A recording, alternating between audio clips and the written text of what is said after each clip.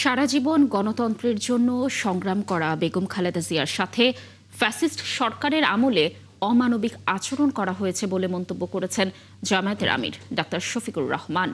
বৃহস্পতিবার সন্ধ্যায় BNP chairperson Begum Khaleda জিয়ার মৃত্যুতে সমবেদনা জানাতে দলটির গুলশান কার্যালয়ে যান জামায়াতে ইসলামীর আমির।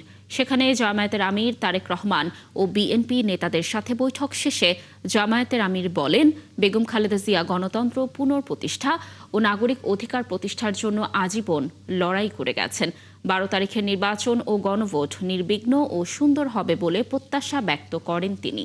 বেগম খালেদা জিয়ার তৈরি করা পাটাতনের উপর দাঁড়িয়ে বিএনপির সঙ্গে একত্রে কাজ করার অঙ্গীকার করলেন জামায়াতের শীর্ষ নেতা।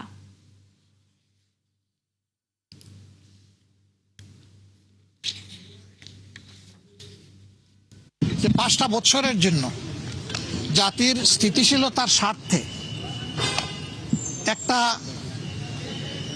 সুন্দর পরিবেশ ফিরিয়ে আনার স্বার্থে আমরা সবাই মিলেমিশে ভালো কোনো চিন্তা করতে পারি কিনা সেটাও আমাদের চিন্তা করা দরকার। এবং আমরা এটাও বলেছি, নির্বাচনের পরপরই সরকার গঠনের আগেই আমরা ইনশাল্লাহ বসবো, খোলা মনে কথা বলবো, জাতির জন্য আমরা চিন্তা করব, জাতির জন্য আমরা সিদ্ধান্ত নিব।